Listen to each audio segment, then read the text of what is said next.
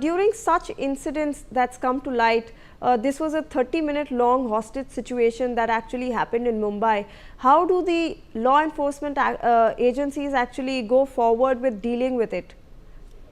Now, see, as you are aware, in the recent past, the hoax calls are also increasing. Now, first of all, we have to identify and find out whether it is a hoax call or a true call. Now, in a situation like this, which is very unfortunate, even 30 minutes, I would say, is very difficult for the children to remain in that condition. And therefore, the law regarding this taking hostage needs to be strengthened. The punishment should be severe, and the courts should not show any leniency to him under any circumstances, whether it is the lower court or the higher courts. They should treat him as a criminal, in fact as a terrorist who has taken the children to hostage for such a 30 minutes period. So stern action will definitely instill confidence in the people that such criminal activities are not tolerated. Right. Mr. Dikshit, you have also spoken about how, everyone should actually verify the background of the people that they are hiring, because this incident has sparked shock and concern among parents and residents in the area as well. And, CCTV footage is being, investigated currently to see how his behavior had been over the past so many days that he had been conducting auditions for children, because he is dealing with children here. These are not just, young people, individuals, but, naive children who have been involved in this incident. Very true, very true. In fact, you see, everybody who is now in connection or in contact with the children, whether it is the school driver, conductor, whether the teachers, whether the attendants, whether the cleaning persons in the school, everybody has to be verified very strictly. And the school authorities should be very careful. In the recent past, if you remember, there was another incident in Badlapur also, where similar persons were identified and action taken against them. So these incidents keep on happening, and therefore the school authorities need to be sensitized about every single person who is coming in contact with the children. They should be very thoroughly verified, not only for police record, but also for their psychological soundness. Right. I'll ask all my guests to please do stay on with us. We have some more breaking inputs on this story. The Mumbai Police has said that all the children are safe and have been handed over to their guardians. The police further added that other details will be shared at the earliest after due verification. So now we are seeing that the Mumbai Police has released the statement that all the children are safe. They have been handed over to their guardians now. Mr. Dikshit, I want to come back to you.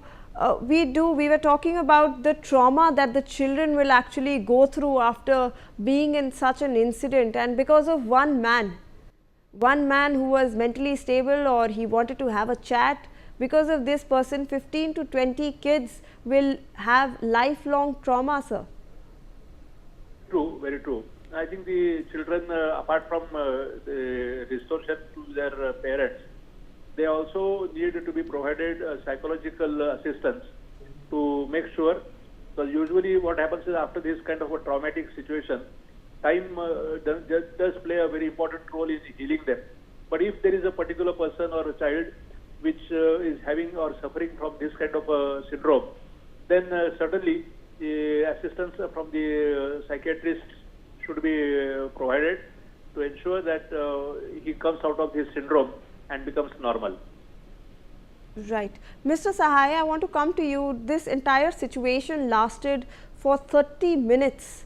Those children were there for 30 minutes in that situation. How important is time during such, events? Because we heard that the police even had to, fire shots, and there was constant negotiations between the police and the accused.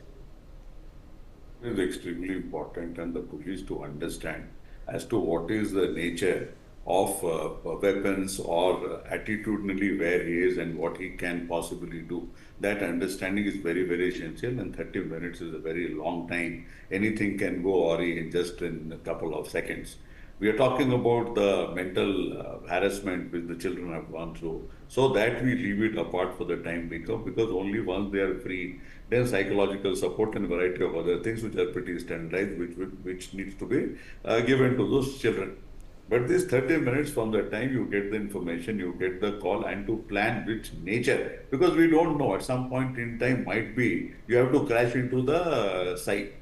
So they have to understand everything, plus what the issues are. So the strategy generally remains that there is somebody who negotiates. So first and foremost, you need to get in touch with the kidnapper or person who has taken hostage of these children, or in any hostage crisis sort of a situation. And then there are professional negotiators from the police side who understand psychology, who know how to go about it. There's keep on buying time. In the meantime, there's a whole strategy being operated out that in case things go out of control, or in case we want to go and barge into that particular scene and save the children, so that also can be done. So I think in the first or the second stage, after maintaining contact with this person and giving them whatever he wants, and might be police showed him also a bit of a firepower by which he understood that things can go out of control and he might land into police's hand, which would be very, very detrimental to him. So somewhere, I think midway, this whole thing was sorted out, and these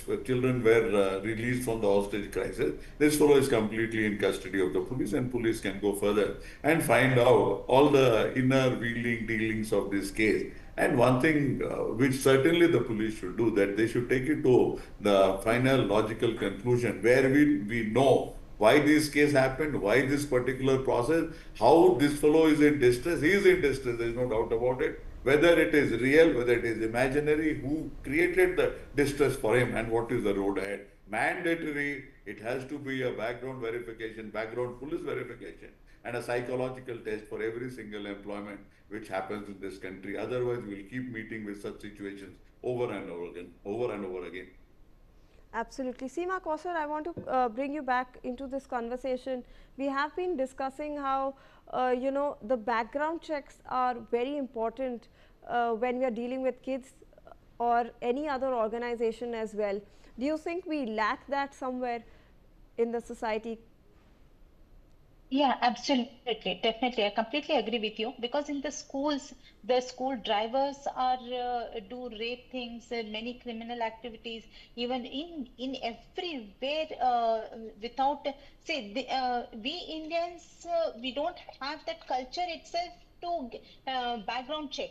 So that is very, very essential nowadays. The way the crimes are increasing day by day. So it is absolutely, it's necessary for these days that we have to check their background for any institute or any schools or anywhere, even in the housemaids. So we have seen many housemaids crimes also, because we in foreign countries and all, they without any background check or police verification, they don't allow at all. But here in India, we are very flexible with that. But nowadays, I request your viewers to please, it is very, very mandatory nowadays, and institutes like schools and other any offices, it should be compulsory. Even their psychiatric test has to be done, and the criminal background is also be done, because nowadays it is easier for them to say that they're mentally unfit, they can do whatever they want, and it is easy for them to say that I'm mentally unfit. So now it is very, very important that in every institute or in every organization, some counselor should be appointed, and background also checked.